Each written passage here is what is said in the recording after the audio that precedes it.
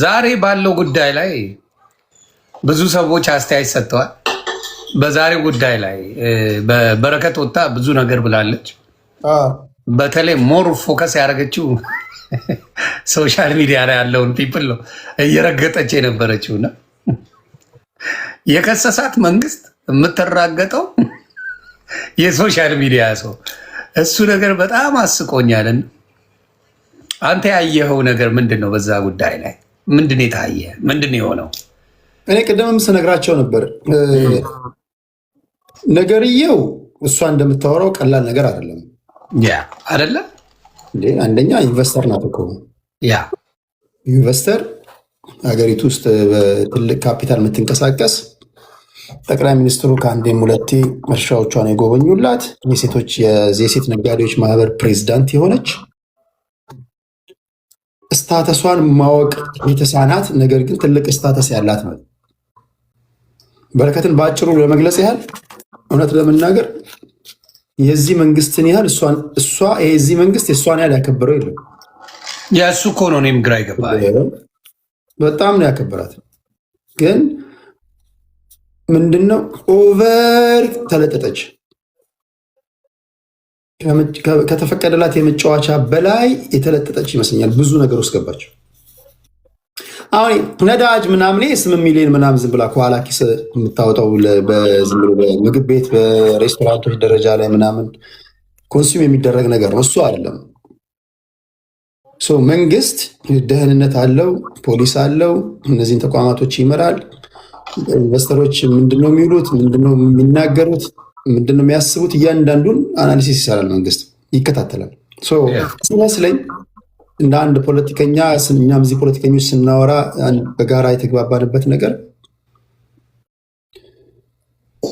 የተከለከለ ወይም ደግሞ ቀይ መስመር የሳተች ይመስለኛል።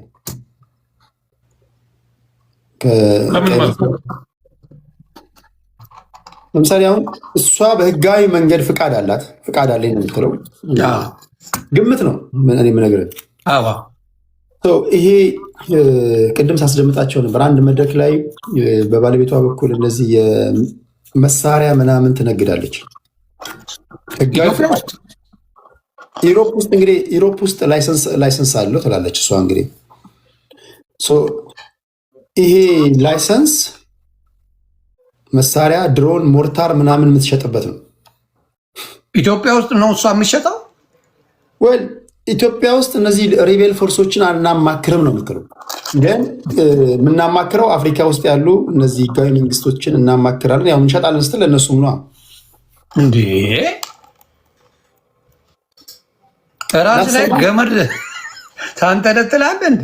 ላሰማ? አሰማኝ ፕሊዝ። እስቲ ነው ይሄ አይደለም። አሁን አንተ መንግስት ብትሆን እኔ እኮ የሚያጨበጭቡ ተዋቸው፣ የኛው ጉዶች ተዋቸው። የኛ ህዝብ እኮ አጋንንት እየተጫወተብህ ነው ሲባል ያጨበጭባል። አሜን ነው የሚለው። አሜን።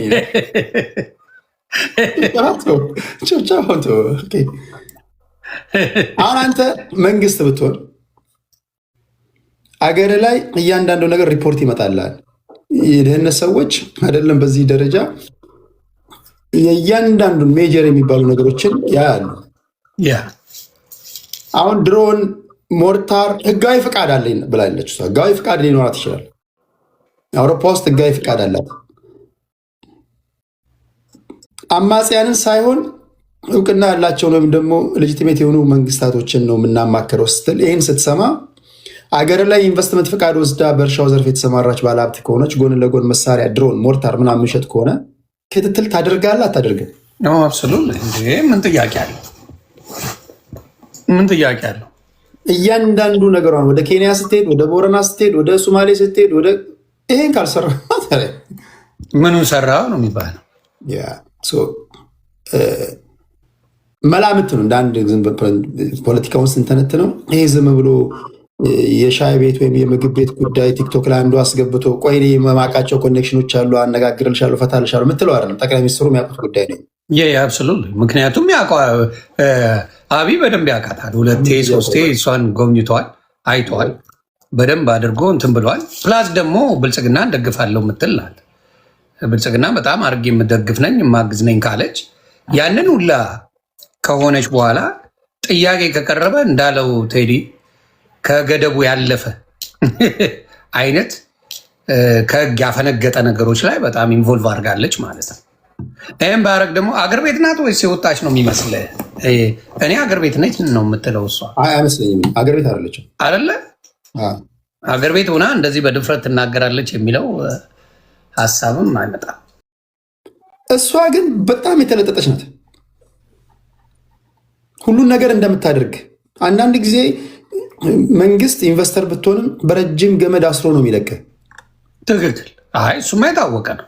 ይህ መንግስት እነ ወርቁ አይተነው ጋር እነ ወርቁ ድንቁ እያስ ነው እነዚህ ባለሀብቶች ጋር በተለይ ኢንቨስተር ስትሆን ምንድን ነው የምትሰራው? የገቢ ምንጭህ ምንድን ነው? ይሄ እኮ ቤዚክ የሆነ ነገር ነው። በዛ ላይ በመሳሪያ ንግድ ከተጠረጠሩ የክልል ባለስልጣናት ሰላምና ጸጥታ ቢሮ ላይ ካሉ ሰዎች ጋር ኮኔክሽን አላት። የምትጽፋቸው ጽሁፎች ገባ የሰላምና ደህንነት ውስጥ ምናምን ያሉ ሰዎች አሁን በሙስና የተያዙ በህገወጥ የመሳሪያ ዝውውር ተጠርጥረው የታሰሩ አሉ። እነሱ ጋር ያላት ኮኔክሽን ምናምን አለ። እኛ ማናቃቸው ግን መላምት የተለያዩ ቫሪያብሎችን ገጣጥሜ ስነግርህ የነዳጅ ጉዳይ አይደለም።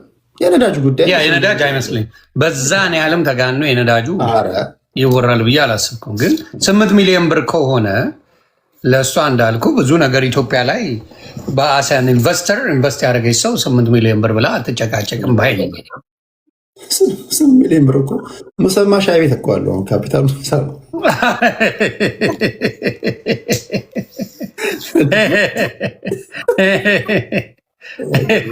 እውነት እኮ ነው። እንደው ካሰባችሁት በጋዙ ብቻ በነዳጁ ብቻ ይሄ ነገር ወጣ አይደለም።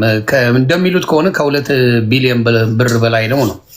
አንድ ነገር ልንገር፣ ሌላ እኔ ጋር ቀርባ ነበር ከዚህ በፊት። አዎ አስታውሳለሁ። አንድ ጥያቄ ጠየኳት። እንግዲህ ይሄ መንግስት የእሷን ያህል ያከበራት የለም ብያለሁ። ትክክል። ከፀሐይ መግቢያ እስከ መውጫ እኮ መሬት ሰጥቶታል። እንዴ ጥግ ድረስ መሬት አለ። ማሽነሪ ታስገባለች፣ ብድር ይሰጣታል። ስትናገር ብልህነት የሚጎላ ሴት ናት። መጥና አይደለም የምትናገረው። እንደዚህ ሁሉ ነገር ያመቻቸልህ መንግስት በየሚዲያው የመንግስት ባህሪያቶች ነው እንድታወድሶ ይፈልጋል አይደል? እንደ መንግስት ኦፍኮርስ እንደ ከታገዘ ለምንድን ነው የማያደርጉት? ቃል በቃል አገር ውስጥ ከገባሽ በኋላ ነው ይሄ መንግስት ከመጣ በኋላ ነው አንቺ ሀብታሚዎች እንጂ ከዛ በፊት አትታወቂም ይባላል። ለመሆኑ የሀብትሽ ምንጭ ምንድን ነው? ከየት ነው ምናምን ብዬ ጠየቀው። እንደውም እኔ የሀብቴ ምንጭ ይሄ መንግስት ከመምጣቱ በፊት ነው። በግብርናው ዘርፍ እንደውም እኔን ያበረታታኝ የደገፈኝ እንደውም ንገረኝ ካልከኝ በግብርናው ዘርፍ ያበረታታኝና እኔን በልዩ ሁኔታ የደገፈኝ መለስ ዜናዊ ነው አለች። ሊሆን ይችላል መለስ ዜናዊ ነው እኔን በግብርናው ዘርፍ የደጎመኝ አበረታታኝ የሚል ንግግር አንድ የብልጽግና ሰው ጋር ሲሰማ ምንድን ነው የሚለው? በዚህ ደረጃ እየሰራ እያገዝናት በመለስ ጊዜ ወይም ደግሞ በኢህአዴግ ጊዜ የነበራት መሬቶች አሉ፣ እርሻዎች አሉ። አሁን በእኛ ጊዜ ደግሞ ይሄ አላት። ምን በድለናት ነው ሊሉም ይችላሉ። ገባ ጀስት እንትኑ ነው ነገር መላምቱን እሷ በዚህ መንግስት ምንም እንዳልተጠቀመች የምትናገራቸው ነገሮች 5 ሳንቲም መሬት አልወሰድኩም ትላለች በዚህ መንግስት። እሱ ያስደነግጣል። ያሁን የሚያስጠይቅ ነገር ነው። እንደው ምናልባት አብይም ሞቶ ሊያፈነዳ ይችላል። እኔ እንደዛ ነው የምለው። አንዳንዴ ሲያናዱት ጓ የሚለው ነገር አለ በመሀል ካየር ወጥቶ ጓ ሊል ይችላል እና ማስረጃውን አምጡልኝ ብሎ አገር አለም አለው ላሉ ሰዎች በሚገባ ሀገር ላይ በቂ ነገር ያመቻቻሉ። በተወሰነ መልኩ እነሱን እስካልተጋፉ ድረስ ፖለቲካቸውን ሰፖርት እስካደርጉ ድረስ ብዙዎቹን ያግዛሉ። ሰማይና ምድር ያልፋሉ እንጂ አንተ ጥሩ ኢንቨስተር ሆነ የትኛውም ከአብይ በላይ ሆኖ የትኛውም ቢሮክራሲ አብይ እያወቀ ስራህን ሊያስተጓጉል አይችልም። እንዴ እቺ ትልቅ ኢንቨስተር ናት። ሰው እንደውም ሲመስለኝ እኔ በራሱ በጠቅላይ ሚኒስትሩ ሪፖርት ቀርቦለት ወደ እነዚህ ሰዎች በጣም አምኖበት ኢንቨስቲጌት መደረግ አለባት ተብሎ ከላይ የመጣ ትእዛዝ ነው። ዝም ብሎማ እንደ ተራ ሰው የምትታይም አይደለችም። ኢትዮጵያ ውስጥ በጭራሽ የምትታይ አይደለችም። ለነገሩ አንድ ቀን በሰፊው እንሄድበታለን።